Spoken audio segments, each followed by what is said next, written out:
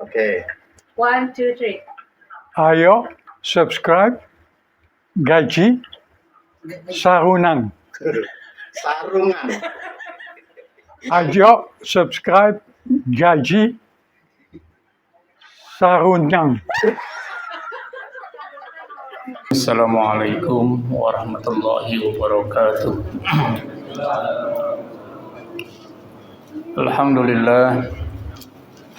Alhamdulillahilladzi anzala sakinata fi qulubil mu'minin.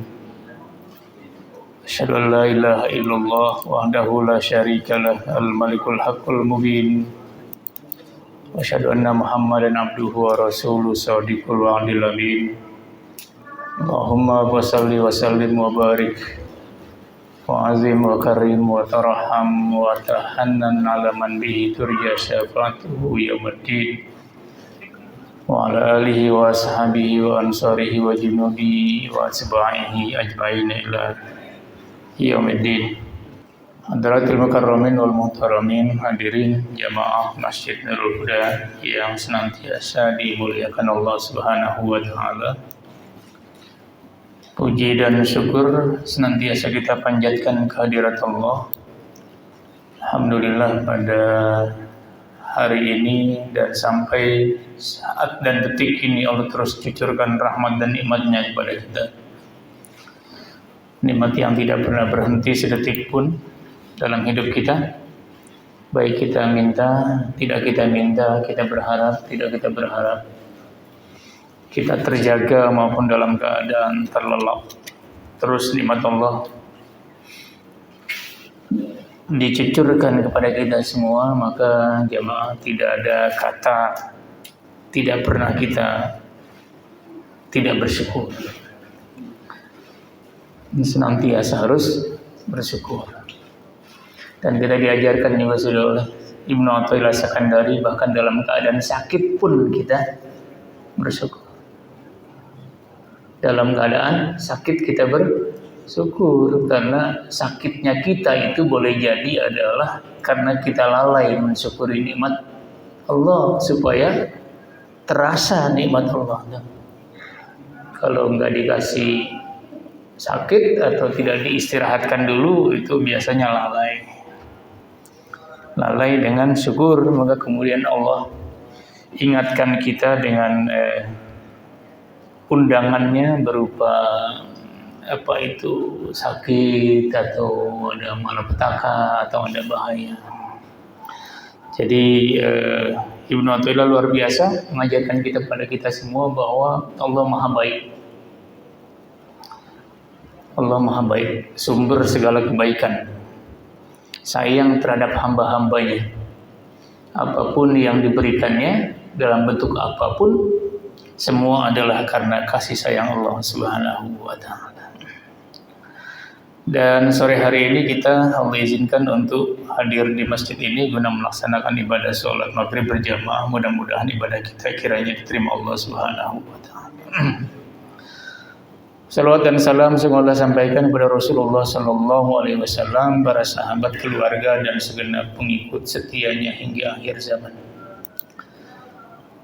Jamaah, saya akan melanjutkan bocoran Ibnu Athaillah Sakandari atau kisi-kisi Ibnu Athaillah Sakandari. Kalau beberapa waktu yang lalu kita sempat diberitahu tanda-tanda ibadah diterima itu seperti apa. Tanda-tanda ibadah kita diterima Allah Subhanahu wa taala itu apa, indikatornya apa kira-kira, tanda-tandanya apa, tanda-tanda ibadah kita diterima. Ini nanti ada kelanjutannya, masih dalam kata hikmah ini. Di bawahnya kita diberikan bocoran tentang posisi kita di hadapan Allah itu seperti apa sih, di mana sih posisi kita. Kita adanya di mana posisi kita.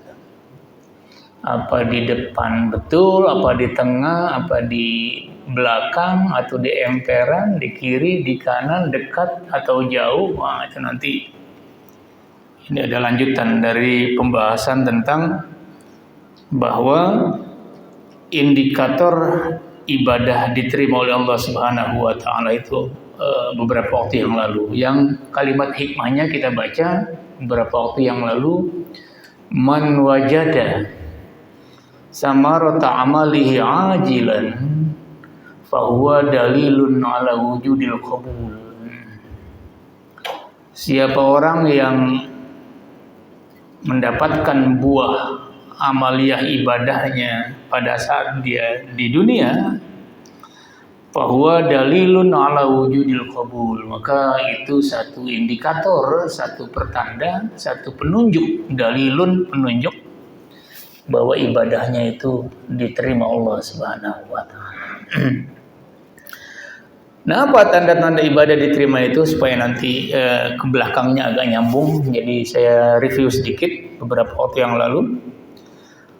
Tanda-tanda ibadah diterima itu adalah ibadah itu memberikan buah dan hasil.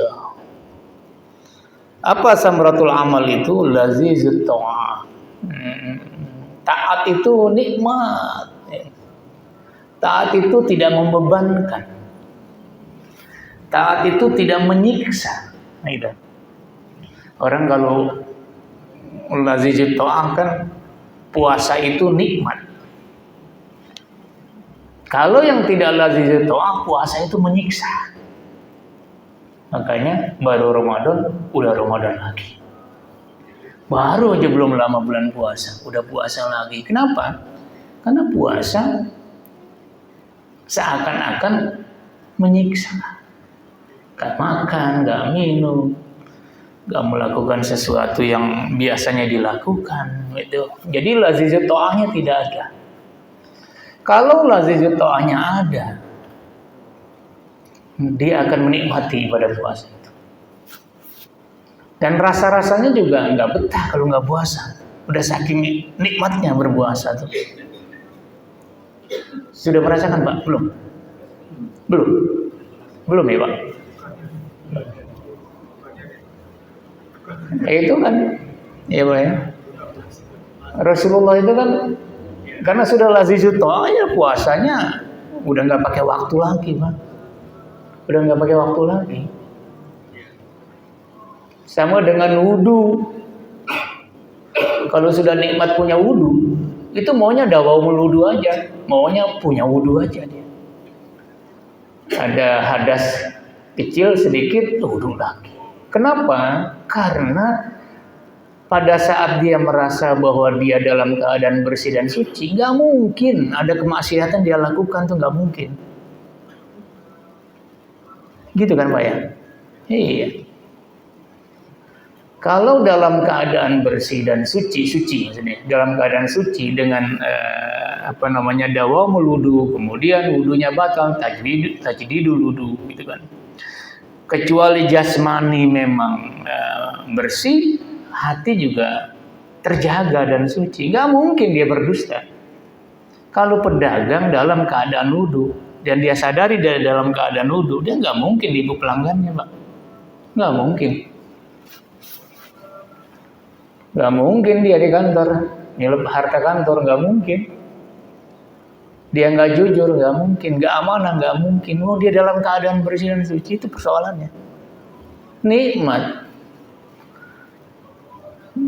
Bilal itu nikmat, itu dengan wudunya, dengan sholat 2 rakaat setelah wudunya itu nikmat.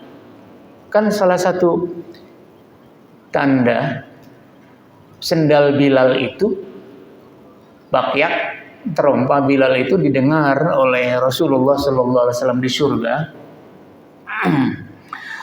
Bilalnya masih ada, belum meninggal, belum wafat. Tapi Rasulullah sudah memberikan gambaran itu, bahwa terompaknya Bilal itu sudah terdengar di surga.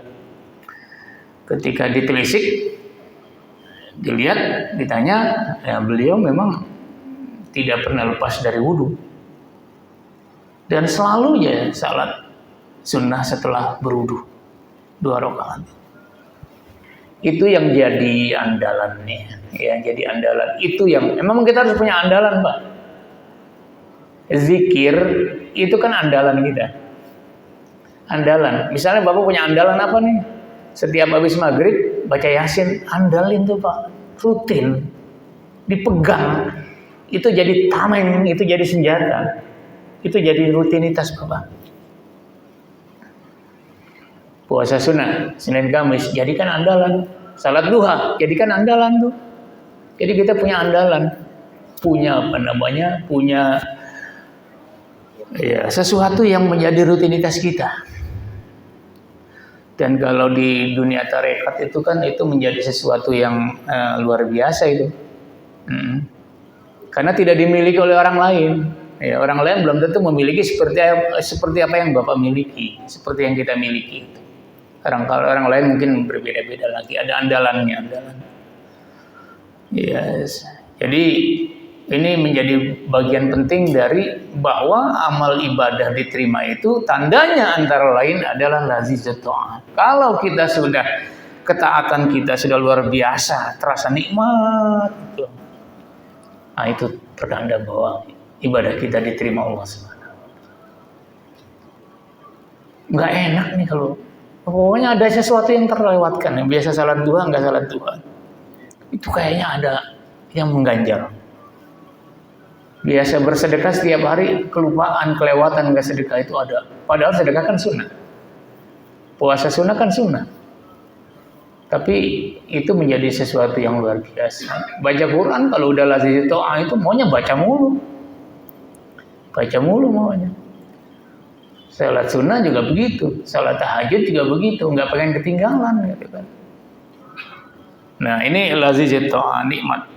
Ya, jangan sampai kita merasa bahwa kalau ada hal-hal yang semacam ini ada memberatkan, membebani, kemudian juga misalnya juga menyita waktu. Nah, ini sholat menyita waktu nih, lagi rapat, menyita waktu. Jangan sampai ada hal-hal yang semacam itu. Kalau sudah itu terjadi maka lazizat ta'ah itu menjadi tidak ada. Halawatul munajah. Munajat itu bertemu, berkomunikasi dengan Allah Subhanahu wa taala itu apa? Halawah itu artinya manis gitu kan. Romantis ya, gitu. Bermesra-mesra dengan Allah Subhanahu wa taala romantis. Dunia tasawuf atau dunia sufi itu kan dia rame kalau sedang berdua dengan Allah Subhanahu wa taala. Dia ramai kalau sedang berdua. Dia sepi kalau sedang dalam keramaian. Dalam keramaian banyak orang, dia sepi. Padahal ramai, dia sepi. Tapi dia ramai pada saat dia hanya berdua dengan Allah Subhanahu wa taala. Komunikasinya, munajatnya, ngobrolnya gitu bahasa ini kalau kita dramatisir gitu kan. Karena semua hal disampaikan seakan-akan antabudallah kannaka tarahu fa illam takun tarahu fa innahu yaraka. Menghadap Allah Subhanahu wa taala seakan-akan dia melihat Allah. Kalau dia tidak melihat Allah, pasti Allah melihat dia kan. Komunikasinya kan begitu. Iya, jadi halawatul munajat, manis. Makanya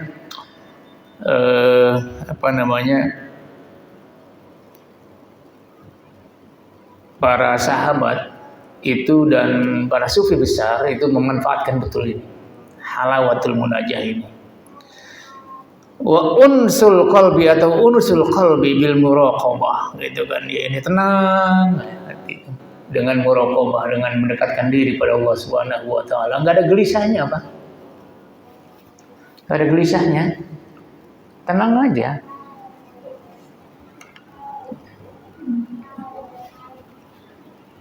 Ya, kalau kita masih banyak gelisahnya, ya kita berarti masih ada hal-hal yang perlu diperbaiki nih. Gelisah enggak? Ketemu Allah mulu ke setiap hari 5 kali. Tapi masih gelisah aja.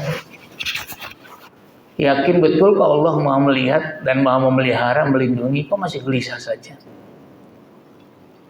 Masih was-was saja, masih ada kekhawatiran saja, gitu kan?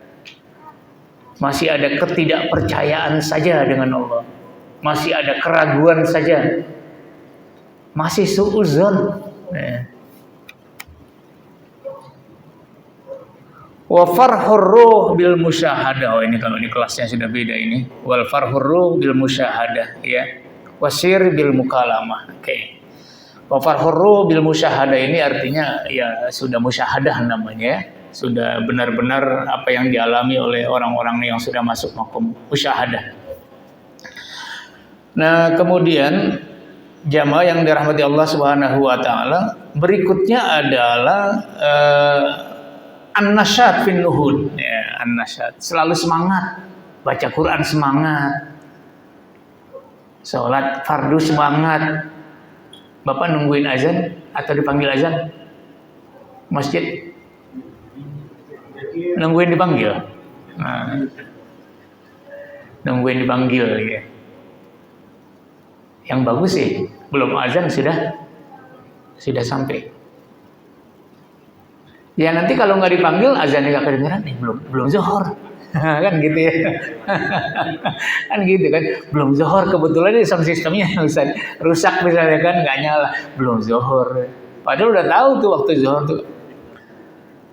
Tapi kalau misalnya nasyatnya sangat tinggi, belum zuhur itu udah 1:30, katakanlah sekarang zuhur tuh jam 11.45, 42 gitu kan ya. Itu harus 11:30 sudah berangkat. Bapak semangat kan waktu di Saudi, di Makkah, di Madinah kan semangatnya luar biasa, Pak. Sedia nungguin tuh, rebutan. Nungguin. Bukan setengah jam sebelum waktu. Bukan. Dari zuhur nungguin asar. Asar 2:30, jam 3 misalnya, atau jam 3 kurang. Bukan nungguinnya 2:30. Nungguinnya dari jam habis zuhur sampai asar. Asar sampai maghrib. Itu coba nasyat fin nuhud. Semangat nggak kita nih? Kita semangat ya begitu modelnya itu. Jadi nggak pengen ketinggalan. Semangat betul. Pagi-pagi belum apa-apa, bisa salat subuh itu udah semangat betul tuh. Belum ngapa-ngapain udah habis salat subuh, pulang udah buka Quran, baca Quran.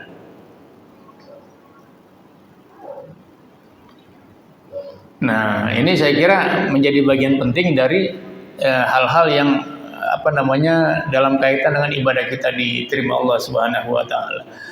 Yang berikutnya adalah jamaah yang dirahmati Allah Subhanahu wa taala adalah memberikan asar. Asar itu artinya bekas. Apa? Dia memberikan pengaruh terhadap akhlak dan perilaku. Ya, jadi semua ibadah yang Allah wajibkan pada kita itu kan sebenarnya berimplikasi kepada perbaikan spiritual, perbaikan akhlak, perbaikan perilaku. Itulah sebabnya misalnya ada ayat Al-Quran yang berbunyi inna sholata tanha anil fahsya'i wal munkar. Tidak berarti kemudian orang yang sholat itu kemudian dia harus kalau yang sudah dia fahsya dan munkar kemudian dia nggak sholat, nggak begitu. Artinya bahwa sholat itu akan mendorong seseorang, ya, memotivasi seseorang, akan mempengaruhi seseorang untuk kemudian dia bisa meninggalkan yang fahsya dan yang munkar. Sama puasa juga kan begitu. Kenapa kita berpuasa? Supaya nggak serakah. Ada batasnya, tahu diri, kapasitas kemampuan lambung kita ya. Pada saat kita puasa seperti apa sih, Pak? Nggak serakah, gitu kan? Nggak terburu ngejar-ngejar syahwat, gitu kan? Kemudian menjaga lisan, ya. Itu kan semua akhlak. Qillatul kalam. Haji juga begitu, akhlak juga.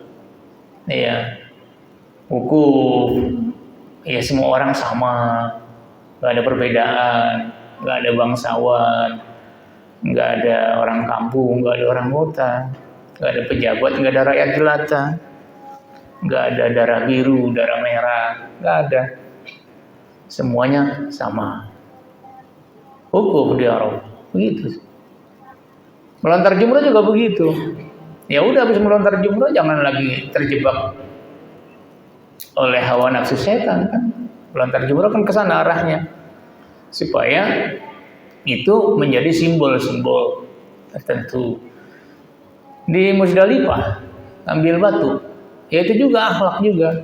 Artinya apa? Segala sesuatu yang ingin dilakukan itu butuh usaha dan persiapan. Melontar jumroh itu butuh persiapan. Maka mabitlah di Musdalifah mengambil batu kerikil, itu kan simbol-simbol semua, Pak. Simbol-simbol semua. Gitu. Nah ini menjadi perhatian buat kita semua. Jadi disitulah antara lain tanda-tanda ibadah kita bisa diterima Allah Subhanahu Wa Taala. Tinggal Bapak ngukur dah, saya juga ngukur. Udah cakep banget gak nih ibadah kita nih? Udah enak betul nggak? Nikmat betul nggak? Baca Quran nggak mau berhenti tuh, nikmat betul. Puasa sunnah nggak mau lewat, tuh nikmat betul. Salat duha nggak mau ketinggalan, iya nikmat betul. Salat tahajud nggak ada yang bolong setiap malam, Nah berikutnya ini kita dikasih bocoran tentang ini, tentang di mana posisi kita. Allah menempatkan kita, posisi kita itu di mana. Kita sendiri nanti yang tahu, dikasih bocoran oleh Ibnu Athaillah. Begini kalimat hikmahnya.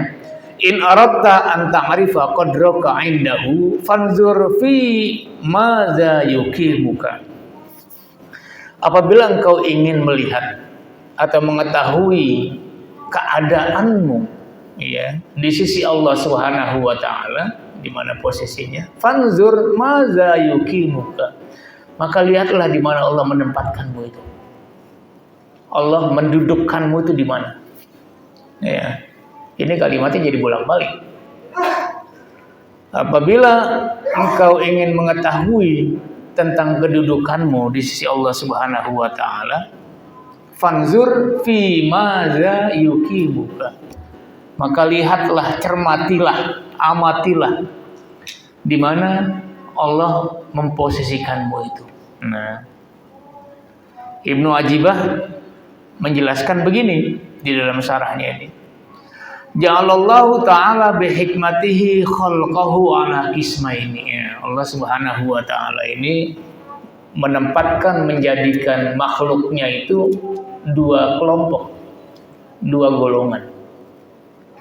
Yang pertama adalah asyqiya, yang kedua adalah su'ada. Asyqiya itu orang-orang yang celaka, orang-orang yang rugi, cilaka, ya. Orang-orang yang gagal, orang-orang yang tidak sukses. Yang kedua su'ada. Su'ada itu artinya orang-orang yang sukses, orang-orang yang bahagia, ya. Su'ada. Asyqiya celaka, su'ada sukses.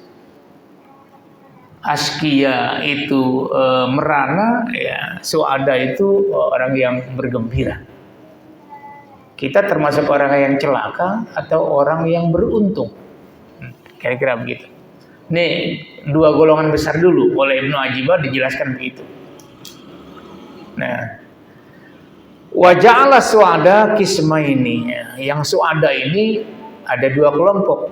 Yang pertama ahlu qurbin wa ahlu bu'din. Ahlu qurbin wa ahlu bu'din. Yang su'ada ini ada ahlu qurbin wa ahlu bu'din. Ahlu qurbin itu artinya yang dia dekat dengan Allah, sangat dekat. Ahlu bu'din juga su'ada, dia orang-orang yang bahagia, tetapi dia ya tidak seperti yang ahlu qurbin. Ya, ahlu qurbin itu biasanya sufi-sufi yang sudah luar biasa. Kemudian ahlu bu'din juga su'ada, ya, tetapi dia tidak sekelas model makomnya para sufi. Fa in aradta an ta'rifa nafsaka hal anta min ahli syaqawati, asyqiya tadi, au min ahli sa'adah. Kalau engkau ingin tahu, kata Ibnu Ajibah ini menjelaskan tentang hikamnya Ibnu Athaillah, kalau engkau ingin tahu dirimu apakah termasuk ahlus syaqawah atau ahlus sa'adah, orang yang celaka atau orang yang beruntung dan bahagia, Ya. Fanzur fi qalbika, maka amati, telisik, ya, lihatlah dengan cermat, ya, berdasarkan mata hati kita, fi qalbika. Fa in kunta tusaddiqu biwujudi rabbika. Kalau engkau membenarkan wujudnya Tuhanmu itu. Wa tuwahhiduhu fi mulkihi, dan engkau mentauhidkan, iya, mengesahkannya, fi mulkihi, pada kekuasaannya. Wa tanqadu liman arafaka bihi, dan engkau tunduk, ya, liman arafaka bihi wa huwa rasuluhu alaihi salam. Jadi engkau tunduk, engkau ikuti, gitu kan, ajaran atau bimbingan orang yang mengenalkanmu terhadap Islam, ya Rasulullah Shallallahu Alaihi Wasallam. Fa anta mimman sabaqat lahul husna. Maka engkau kalau begitu termasuk orang yang mendapatkan kebaikan-kebaikan, termasuk orang yang beruntung. Jadi indikatornya, tanda-tandanya adalah tusaddiq biwujudi rabbik. Jadi membenarkan adanya Allah Subhanahu wa taala. Itu sudah rumus utama. Jadi kalau ateisme, tidak mengakui adanya penguasa alam, ya, dalam hal ini kita adalah Allah Subhanahu wa taala, maka itu sudah termasuk orang yang ahlus saqawah. Ya. Tapi kalau misalnya mengakui wujudnya Allah Subhanahu wa taala, dan alam ini memang diciptakan Allah Subhanahu wa taala, dan seluruh alam ini dikuasai oleh Allah Subhanahu wa taala, diatur oleh Allah Subhanahu wa taala, itu sudah salah satu pertanda bahwa kita termasuk min ahli sa'adah. Yang repotnya adalah yang ini nih, yang kedua, wa tuwahhiduhu fi mulkihi, dan kau mentauhidkan. Yang mentauhidkan ini kadang-kadang kita goyang juga ya, Pak. Goyang nggak? Goyang juga kadang-kadang. Percaya ini, percaya itu. Macam-macam kan?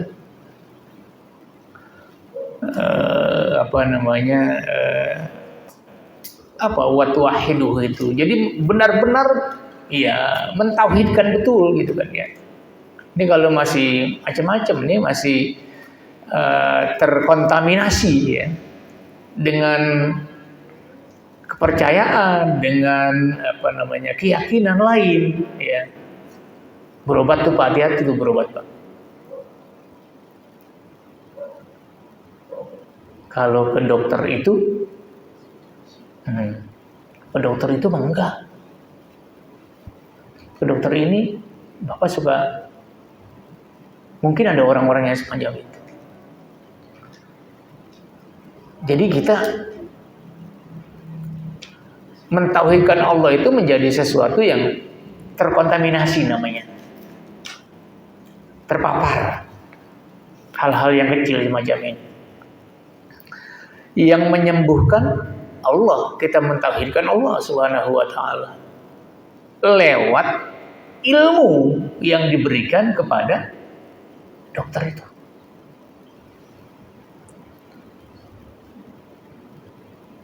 Kita mentauhidkan Allah.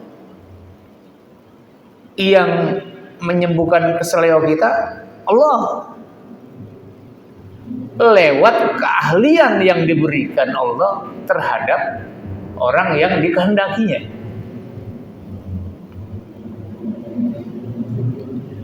Gitu ya Pak ya. Ya memang harusnya begitu, gitu kan. Jadi semuanya berjalan atas dasar bahwa Allah lah yang maha berkuasa. Allah lah satu-satunya, tidak ada yang lain. Wa tuwahhiduhu fi mulkihi. Nah, nih kalau wa tuwahhiduhu fi mulkihi ini terpapar dan tercemar, sudah kita tahu nih, kita min ahli sa'adah atau syaqawah. Nah, syaqawah jangan-jangan. Makanya ini juga harus hati-hati di sini pada posisi ini. Wa tanqadu liman arafaka, dan mengikuti, tunduk terhadap arahan bimbingan, ya. Orang yang mengenalkan kau dengan agama Allah Subhanahu wa taala, Rasulullah sallallahu alaihi wasallam. Apa yang dibimbing, apa yang diarahkan diikutin. Tunduk mengikuti arahan bimbingan Rasulullah sallallahu alaihi wasallam. Itu pentingnya untuk memperingati Maulid, itu kan pentingnya di situ. Mengingatkan tentang bimbingan-bimbingan, arahan, perilaku, akhlak, tata cara hidup Rasulullah Shallallahu Alaihi Wasallam, baik kehidupan personal maupun kehidupan sosial, termasuk kehidupan berkeluarga. Kan artinya tunduk mengikuti arahan, bimbingan. Kalau dagang yang kurang bagus, ya taruh di atas biar kelihatan. Jangan di bagian bawah, nanti nggak kelihatan baju apa gitu kan ya, atau buah-buahan, kan begitu yang dikritik oleh Rasulullah. Jangan nanti ditimbang tahu-tahu atasnya bagus, dalamnya kurang bagus. Ya, kalau bisa memang semuanya diketahui, nanti orang tahu prosesnya begitu dengan cara semacam itu. Ikuti itu mestinya. Kalau masih tidak seperti itu, ya berarti ada masalah di sini. Wa tanqadu liman arrafaka bihi wa huwa rasuluhu alaihi salatu wassalam. Berat nggak sih Pak ini modelnya? Ya berat memang. Ahlus sa'adah tuh berat. Yang gampang mah ahlus syaqawah. Ya, yang akidahnya terpapar, tercemar, yang yang cenderung melanggar bimbingan Rasul, tidak ngedengar, tidak mau mengikuti, tidak oke, ya, tidak mau merasa bahwa itu adalah bimbingan yang luar biasa dari Rasulullah Sallallahu Alaihi Wasallam. Nah, wa in kunta tunkiru, kalau kau ingkar terhadap ya wujudnya Allah Subhanahu Wa Taala, aw tasyuk fi rabbika, ragu-ragu. Nah, juga ragu-ragu nih, Pak. Hati-hati nih ragu-ragu nih. Kalau tusyrik mau udah jelas, ragu-ragu nih. Saya beribadah, saya berdoa, ragu-ragu. Didengar Allah nggak sih? Berdoa, tapi Allah dengar nggak sih? Saya punya permintaan. Kayaknya nggak dengar. Buktinya nggak Allah kabulkan. Tasuknya ini yang tasuk itu artinya kan ragu-ragu, bimbang, nggak yakin. Kalau kita sudah berusaha, lalu Allah berikan jalan keluar yang terbaik, dan kemudian ada keberhasilan, ya harus yakin. Kalau masih nggak yakin, ya berarti kita ragu dengan kekuasaan Allah Subhanahu Wa Taala dan keputusan Allah Subhanahu Wa Taala. Apapun yang Allah putuskan itu ya kita harus yakin. Jangan sampai ada keraguan-keraguan. Oh, iya, ini sudah Allah putuskan. Ya sudah, itu memang. Itu putusan yang terbaik dari Allah Subhanahu Wa Taala. Yakin saja sudah itu putusan yang terbaik. Jangan begitu kita akan tidak dikabulkan, kita ragu. Ya Allah nggak mengabulkan. Bukan. Kita udah belajar nih di hikam kemarin juga. Ya. Pada saat doa kita tidak dikabulkan Allah Subhanahu Wa Taala minggu yang lalu, pada saat doa kita belum dikabulkan Allah Subhanahu Wa Taala atau tidak dikabulkan Allah Subhanahu Wa Taala, sesungguhnya itu adalah pengabulannya. Ketika doa kita seakan tidak didengar dan tidak dikabulkan Allah Subhanahu Wa Taala, kata Ibnu Athaillah, justru itu adalah dikabulkan. Karena Allah tahu, ya begitu Allah tidak kabulkan, justru kalau dikabulkan berbahaya. Tidak dikabulkan itu justru itu bentuk pengabulan Allah Subhanahu Wa Taala. Susah kita memahaminya memang, kecuali bagi orang-orang yang memang pemahamannya terhadap kekuasaan Allah itu sangat tinggi. Jadi nggak ada yang salah dengan Allah itu. dikabulkan, nggak dikabulkan itu nggak ada yang salah. Nggak dikabulkan juga sebenarnya bentuk pengabulan, karena Allah tahu. Allah tahu. Iya. Anak mau minum ada makanan, ya. Kemudian di sini ada contoh yang disampaikan oleh Ibnu Ajibah. Ada anak kecil, dia nggak tahu makanan itu ada racunnya. Dia minta, ya. Bapak kabulkan nggak? Nggak, Bapak kasih kan? Nggak Bapak kasih dalam rangka apa? Menyelamatkan dia, sebenarnya mengabulkan. Dalam rangka menyelamatkan si anak tadi. Jadi, menurut Ibnu Athaillah, tidak dikabulkannya doa itu harus dipahami bahwa itu adalah salah satu bentuk pengabulan. Allah tahu ada sesuatu di situ. Aku nggak berikan. Aku nggak berikan itu adalah mengabulkan sebenarnya. Kedalaman ya Pak ya? Kedalaman memang. Makanya di sini babnya ini bab ini pemahaman ya, pemahaman yang sangat dalam, gitu kan ya.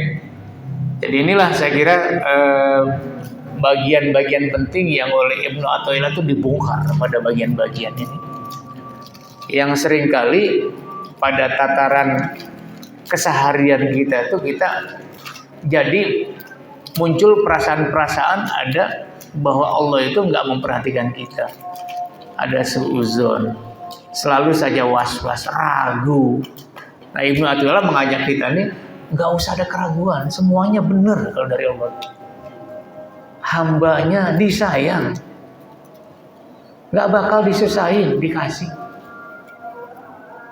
Dalam bahasa lain tuh, yang zalim itu bukan Allah, yang zalim kita terhadap Allah. Gitu ya Pak ya. Sementara waktu Isya sudah tiba, dan ini bagian lain nanti pembagiannya masih ada beberapa macam. Saya kira insya Allah kita bahas di kesempatan yang lain. Dan mudah-mudahan yang kecil-kecil ini sebenarnya ya, pembahasan kecil-kecil ini pembahasan yang seringkali bersentuhan dengan kalbu kita. Ya, kalau ngaji fikih kan lahir, sesuatu yang lahir. Kalau tasawuf memang bagian-bagian penting dari kesadaran kita ya, kesadaran spiritual, terutama bagian-bagian yang seringkali kita tidak sadari, kemudian kita dihentak untuk kemudian kita bisa menyadarinya. Saya kira sampai sini waktu Isya sudah tiba, silakan azan dikumandangkan, dan nanti kalau ada 1-2 hal yang disampaikan silakan disampaikan. Ada yang mau disampaikan Pak? Iya, silakan. Waalaikumsalam. Ya. Misalkan terkait dengan puasa dan jenis, ketika kita terbiasa menjalankan proses tersebut, nanti kan sering kali misalkan ada tamu yang datang, misalkan kita menjamu, nah itu sebenarnya dalam hati kan pengennya menyelesaikan, tapi kadang-kadang terhalang dan mana keutamaan memilih apakah kita berkata atau tetap melanjutkan sebenarnya. Oh iya. Ini sering terjadi juga ya, artinya memang sebenarnya, tapi memang ada arahan juga ya, ada arahan kalau itu sesuatu yang sunnah, kayak puasa sunnah gitu, ada tamu, apalagi tamunya dari jauh gitu kan ya keluarga apalagi gitu kan perlu, sudah lelah capek, kemudian perlu dijamu dia Pak ya, perlu dijamu. Ya memang si arahan yang kita dengar dari Rasulullah SAW sepanjang itu adalah sesuatu yang sunnah. Ya kita bisa untuk sementara digeser dulu kepada kita lebih mengutamakan tamu. Ya karena menghormati tamu itu adalah sesuatu yang wajib sebenarnya. Ya. Tentu saja hal-hal yang semacam ini kan juga dan ya nggak selalu terjadi, gitu kan ya, nggak selalu terjadi. Kalaupun kita sudah misalnya membatalkannya ya karena ada alasan syar'i ya, bahasa agamanya begitu, ada alasan syar'i ya, maka Allah kan Maha tahu dengan itu ya. Kita membatalkan itu juga dalam rangka melihat beribadah itu kan ada juga istilah skala prioritas ya, yang mana yang lebih prioritas kira-kira ya. Tapi kemudian yang tidak prioritas itu tidak kita kesampingkan ya. Tidak kita kesampingkan, artinya bahwa kita tadi mengambil langkah menghormati tamu itu menjadi kewajiban kita. Puasa sunnah adalah sesuatu yang bersifat anjuran saja sunnah ya, tetapi kita meyakini bahwa kedua-duanya itu sama-sama pentingnya gitu kan. Jadi tidak menomorduakan kendati pun kita tinggalkan ya. Jadi saya kira itu menjadi posisinya sama ya, artinya sudah menikmati puasa sunnah, menikmati kedatangan tamu ya, menikmati bersyukur, menikmati kedatangan tamu dengan cara semacam itu.